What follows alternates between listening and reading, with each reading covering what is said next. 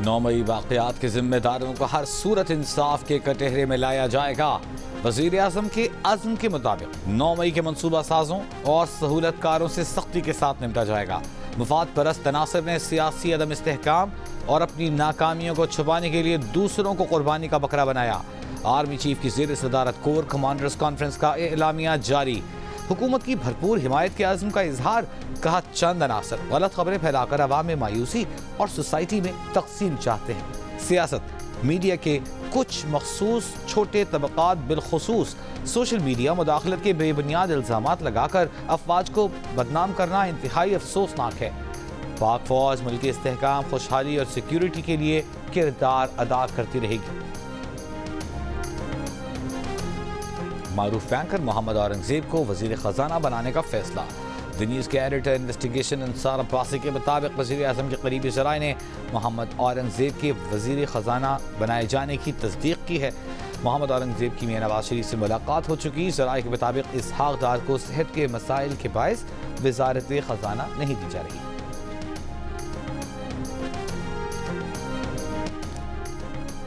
कोरंगी कराची में डकैती मुज़ाहिमत पर क़त्ल। यूनिवर्सिटी तालिब इल्म लारैब की नमाज जनाजा अदा कर दी गई। लारैब के वालिद का इंसाफ और मुजरिमों के खिलाफ कार्रवाई का मुतालबा।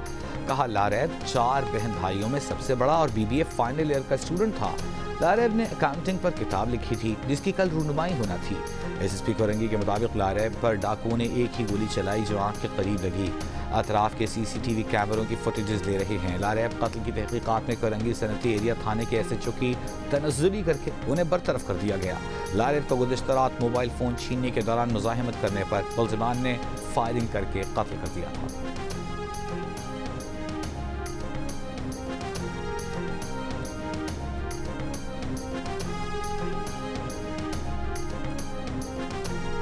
नए भर्ती होने वाले सरकारी मुलाजमीन को रिटायरमेंट के बाद सरकारी खजाने से पेंशन ना देने की तजवीज़ तैयार।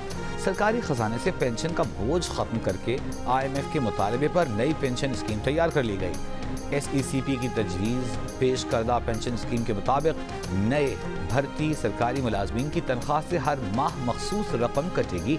उतनी ही रकम सरकारी इदारा देकर मजमूई रकम निजी इदारों में इन्वेस्ट करेगा। रिटायरमेंट पर सरकारी मुलाजिम को उसी फंड से पेंशन अदा की जाएगी। रिटायरमेंट के बाद सरकारी मुलाजिम का सरकार से ताल्लुक खत्म हो जाएगा।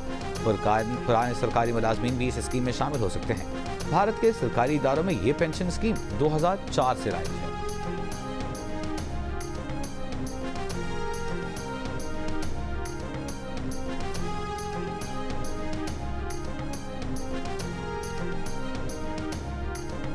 तौहीन अदालत केस में DC इस्लामाबाद की सजा के खिलाफ अपील पर समाअत करने वाला बेंच टूट गया। Chief justice Islamabad high court justice Aamir Farooq और जस्टिस तारिक महमूद जहांगीरी ने समाअत की। चीफ जस्टिस ने बताया 2 रुकनी बेंच में से एक जज ने समाअत से माजरत कर ली है। नया बेंच तश्कील दिया जाएगा। जस्टिस बाबर सत्तार ने 1 मार्च को डिप्टी कमिश्नर इस्लामाबाद को 6 माह कैद की सजा सुनाई थी। अदालत ने सजा 1 माह के लिए मुअत्तल करते हुए अपील का मौका दिया था। अदालत ने कहा था कि अपील में फैसला मुअत्तल न हुआ तो DC को 1 माह बाद जेल भिजवा दिया जाए।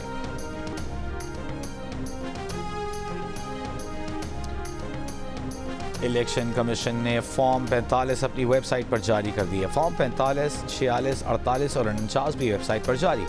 इलेक्शन कमीशन ने 4 सूबाई और कौमी असम्बली के हल्कों के फॉर्म जारी किए।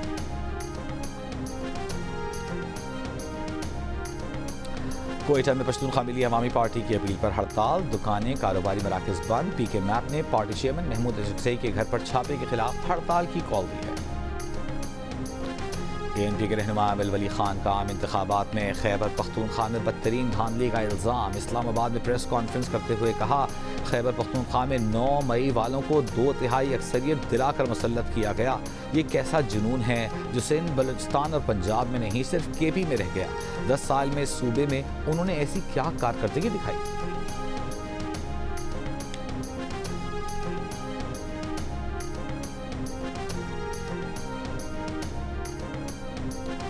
इलेक्शन कमीशन ने MKM की अक़लियती MNA डॉक्टर मोहिन मंजियानी की रुकनीत मुअत्तल कर दी। फैसले के मुताबिक उनकी रुकनीत ता हुक्म सानी मुअत्तल रहेगी। GNU से गुफ्तगू में डॉक्टर मोहिन मंजियानी ने मुस्ताफ़ी होने की तरदीद कर दी। कहा उनका इस्तीफ़ा जाली दस्तखत के साथ इलेक्शन कमीशन में दिया गया है। पार्टी क़यादत से बात करने की अब गुंजाइश नहीं, वो दुबई चले गए हैं।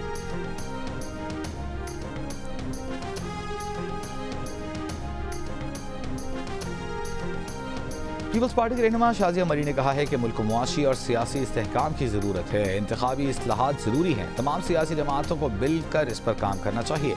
इंतखाबात में क्या हुआ, इस पर ऐवान में बहस होनी चाहिए।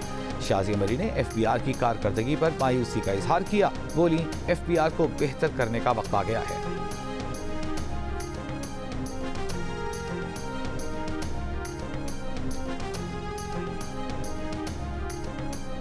300 यूनिट मुफ्त बिजली देने का वादा पूरा करें। अमीरी जमात इस्लामी सिराजुल हक का हुकूमत से मुतालिबा। मीडिया से गुफ्तगू में कहा, आवाम समझ चुके हैं कि पहले वोट तब्दील होते थे, अब नतीजा तब्दील होता है। फॉर्म 45 वाले बाहर हैं, फॉर्म 47 वाले हलफ उठा रहे हैं। ओहदों की बंदरबांट तो जारी है, लेकिन जिम्मेदारी उठाने को कोई तैयार नहीं। जिन हलकों के नताइज तब्दील किए गए वहाँ ऑडिट किया जाए।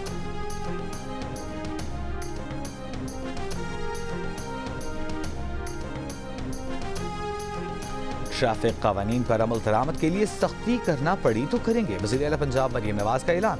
ट्रैफिक मसाइल के इजलास में कहा कि किसी बेगुनाह की जान से खेलने की इजाज़त नहीं दी जा सकती। लोगों की जिंदगी खतरे में डालने वालों से रियायत नहीं की जाएगी। इजलास में ट्रैफिक कानून की खिलाफ वर्जी की निशानदही के लिए आर्टिफिशियल इंटेलिजेंस टेक्नोलॉजी इस्तेमाल करने का फैसला।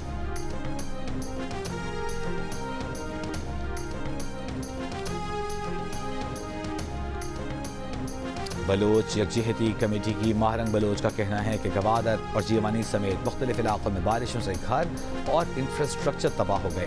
कई मुज़ाफ़ाती इलाके ऐसे हैं जहां आज भी पानी खड़ा है।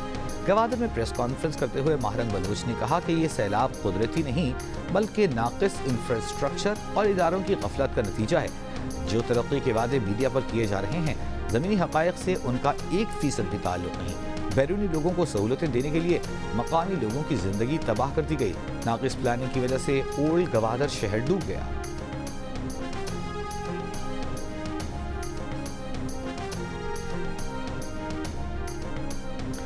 बलूचिस्तान में बारिशों का नया सिस्टम दाखिल। गवादर समेत सूबे के 16 अजला मुतासर होने का खदशा। तेज हवाओं गरज चमक के साथ बारिश का इम्कान। गवादर में सिस्टम के ज़ेर असर तेज हवाओं के साथ हल्की बारिश। PDMA का अलर्ट जारी। ज़ियारत में बर्फबारी, मुल्क के बालाई इलाकों में बारिश और बर्फबारी के बाद सर्दी की शिद्दत में इजाफा। काला में पारा -13 डिग्री सेंटीग्रेड तक गिर गया। आज़ाद कश्मीर की वादी नीलम में बर्फबारी, 20 रोज से बंद सड़कें अब तक न खुल सकी। मुसाफिरों को शदीद मुश्किलात। गिलगित बल्तिस्तान में लैंड स्लाइडिंग से बंद शाहराह कराकोरम एक तरफा ट्रैफिक के लिए खोल दी गई। कराची, सक्खर, हैदराबाद समेत सूबे के मुख्तलिफ शहरों में सर्दी की लहर में कल से कमी का इम्कान। कराची में 9 मार्च से बारिश की भी पेशगोई।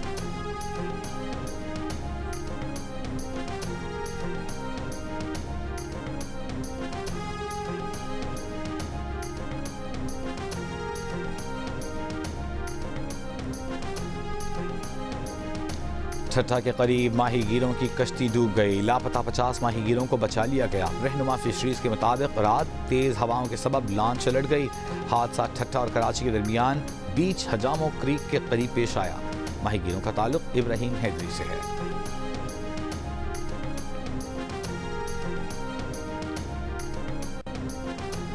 सुई सदर्न गैस कंपनी ने नए घरेलू कनेक्शंस पर से पाबंदी उठा ली। सुई सदर्न जराये का कहना है कि गैस से महरूम सिर्फ नई सोसाइटीज को गैस कनेक्शंस मिलेंगे। पहले मरहले में नई सोसाइटीज को LNG कीमत पर गैस मिलेगी। नए गैस कनेक्शंस पर पाबंदी दिसंबर 2021 में लगाई गई थी।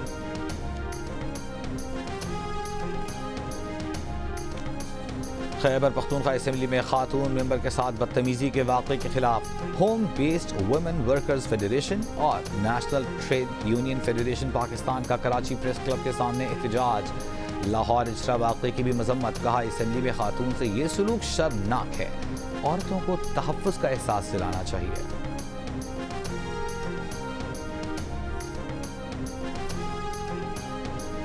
खुद समेत पूरी टीम की जान खतरे में थी, लेकिन मुतासरा खातून की जान बचाना ज्यादा अहम था। मुतासरा खातून ने पहली बात ये कही कि उनको अपने घर, अपने बच्चे के पास जाना है। लाहौर के इचरा बाजार में खातून को मुश्तिल हुजूम से बचाने वाली बहादुर ASP शहर बानो नकवी का बरतानवी चैनल को इंटरव्यू। कहा कि अफसोसनाक वाक़े ने मुआशरे पर कई सवाल खड़े कर दिए हैं। पत्तों में दुकानदारों का चोरी के इल्जाम में नौजवान पर तशद्दुद, पोल से बांध दिया। वीडियो सोशल मीडिया पर वायरल। पुलिस ने तशद्दुद के इल्जाम में 4 अफराद को गिरफ्तार कर लिया।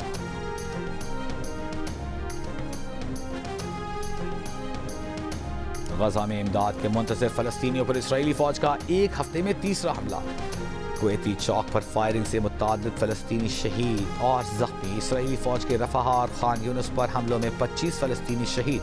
अक़वाम मुत्तहिदा के इमदादी इदारे बलाए फ़लस्तीन UNRWA के सरबराह की जनरल असम्बली में इसराइल पर तनकीद। कहा, इसराइल गजा में फ़लस्तीनियों के तहफ़्फ़ुज़ में UNRWA के किरदार को ख़त्म करने के दरपे है। गजा में सिर्फ 150 दिन में 30,000 से ज़ायद फ़लस्तीनी मारे गए। हर तरफ भूख है। चंद माह के बच्चे पानी की कमी और भूख से मर रहे हैं। नॉर्वे का UNRWA के लिए फंडिंग जारी रखने का ऐलान। और वज़ीर आज़म शहबाज शरीफ तूफ़ानी बारिशों के मुतासरीन की दादरसी के लिए गवादर पहुँच गए। इमदादी कामों का जायजा लिया, चेक तकसीम किए। मुतासरीन को 4 दिन में रकम अदा करने का ऐलान। कहा, इमदाद एहसान नहीं है, हमारा फ़र्ज है।